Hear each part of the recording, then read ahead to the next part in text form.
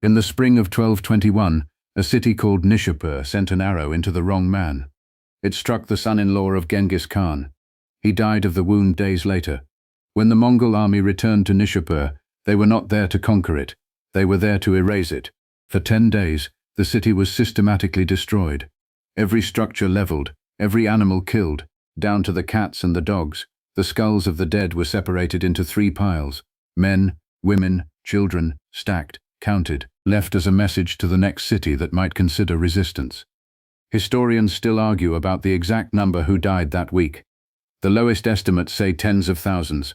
The chronicles of the time claim over 1 million. The true number almost doesn't matter. What matters is that the story spread, city to city, faster than any army could march, and it worked exactly as intended. This is the story of how that happened. How a boy abandoned on the steppe, left with nothing, built an empire that would stretch from the Pacific to the gates of Europe, and how he did it by making the world afraid of a single word: Mongol. Long before he was Genghis Khan, he was Temujin, a name that meant of iron. He was born around 1162 on the Mongolian steppe, into a world with no mercy built into it. The steppe did not forgive weakness. Winters killed the unprepared. Rival clans raided each other for horses, women, and grazing land as a matter of routine. A child's survival was never guaranteed. It was negotiated, day by day, against hunger, cold, and other men's ambition. His father, a minor chieftain named Yesu Hogai, was poisoned by a rival tribe when Temujin was around 9 years old. In an instant, the family lost everything that mattered on the steppe: protection, status, and followers. The clan that had once answered to Yesu Hogai abandoned his widow and children where they stood. Abandonment, on the steppe, was usually a death sentence. Temujin's mother, Holan, refused to let that happen. She kept her children alive on roots, wild onions, and whatever small game they could catch. There is a story, likely part legend, part truth, that Temujin killed his own older half-brother in a fight over a stolen fish and a bird. Whether every detail is accurate or not, the story survived for a reason. It captured something true about the world that made him. Nothing was given, everything was taken, or it was lost. As a teenager, Temujin was captured by a rival clan and enslaved, forced into a wooden collar device that locked his hands near his neck, unable to feed himself without help. He escaped, he survived, and slowly, through alliances, marriages, and a reputation for rewarding loyalty over bloodline, he began to rebuild what his father had lost. This is the detail that separates Temujin from most conquerors in history. He did not build his power on family name. He built it on merit. Men who proved themselves loyal and capable rose, regardless of birth. Men who betrayed him, even blood relatives, were destroyed without hesitation. On a continent where power had always passed through bloodlines and tribal hierarchy, this was close to revolutionary, and it made him something the old order had no defense against. For centuries, the tribes of Mongolia had been locked in a self-defeating cycle. Raid, retaliate, raid again. No tribe was strong enough to dominate the others for long, so the steppe stayed fractured, which was, in a strange way, the only thing that had kept the outside world safe from it. Temujin ended that cycle, not through diplomacy, but through a sequence of ruthless military campaigns against rival tribes, the Tatars, the Merkits, the Naimans, absorbing the survivors into his own, growing confederation rather than simply destroying them. Defeated warriors were often given a choice: die or swear loyalty and fight for him. Many chose loyalty. His army grew with every victory. By 1206, he had done what no one before him had managed. He unified the Mongol and Turkic tribes of the steppe into a single political and military entity. At a great assembly known as a Kurultai, he was declared Genghis Khan, a title usually translated as universal ruler. He immediately restructured the entire society around war. The old tribal loyalties were deliberately dismantled and replaced with a decimal military system, units of 10, 100, 1,000, 10,000, cutting across old clan lines so that a man's loyalty belonged to the unit and to Genghis Khan, not to his birth tribe. This erased the old fault lines that had kept Mongols fighting each other for generations, and pointed all of that violence outward. He also did something almost no steppe leader before him had done. He began building an intelligence network. Merchants, spies, and captured officials were used to gather detailed information on the political weaknesses, wealth, and military strength of neighboring kingdoms, long before a single arrow was fired at them. The Mongols would frequently know more about an enemy's internal politics than the enemy's own rivals did. The steppe was unified. Now it had a target. To understand why the Mongols were so catastrophically effective, you have to understand that this was not a horde in the way the word is often used. It was one of the most disciplined, coordinated militaries the world had ever seen, built around a single overwhelming advantage: speed. Every Mongol warrior grew up on horseback. Children learnt to ride almost before they could walk, and the skills of steppe life, hunting, herding, tracking, enduring brutal weather, were in effect lifelong military training that cost the state nothing to provide. A Mongol army could move up to 60 miles in a single day, far outpacing any European or Chinese force. Each rider often kept several horses, rotating them to keep the army moving at a pace no other civilization's logistics could match. Their signature weapon was the composite recurve bow, shorter than a European longbow, but built from layered horn, wood, and sinew, giving it tremendous power in a compact frame that could be fired accurately from a moving horse. A Mongol horse archer could loose arrows in every direction, including backward at full gallop. The tactic later remembered as the Parthian shot.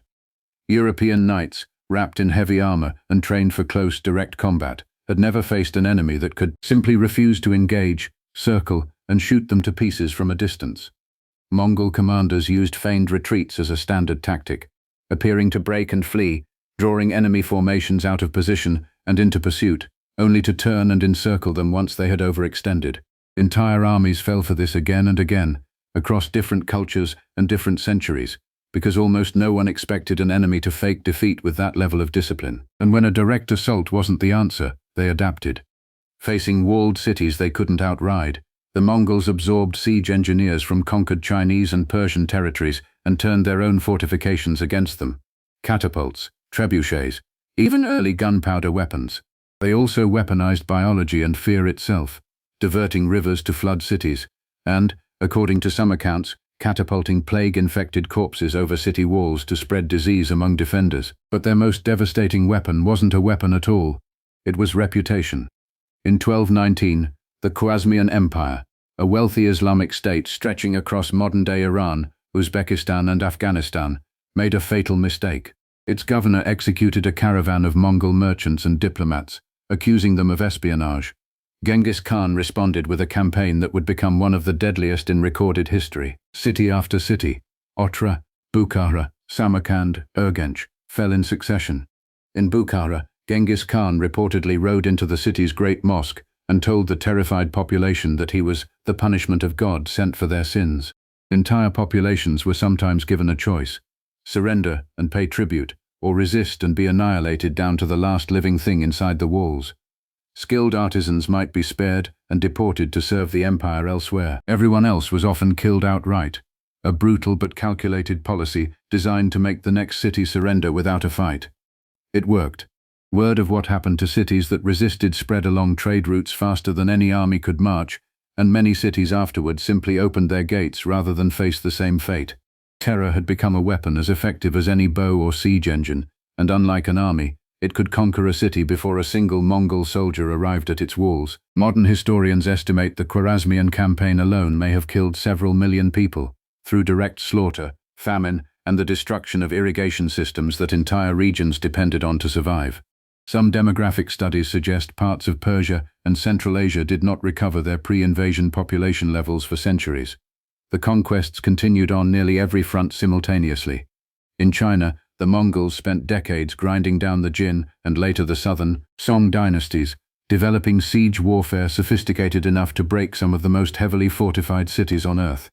In the west, Mongol armies swept through Russian principalities, defeating a coalition of Rus princes at the Battle of the Kalka River in 1223, a preview of the devastation that would follow over a decade later, when cities like Kiev were destroyed and much of Russia was brought under the control of what became known as the Golden Horde. By the 1240s, Mongol forces had pushed into Poland and Hungary, crushing European armies at the Battle of Legnica and the Battle of Mohi.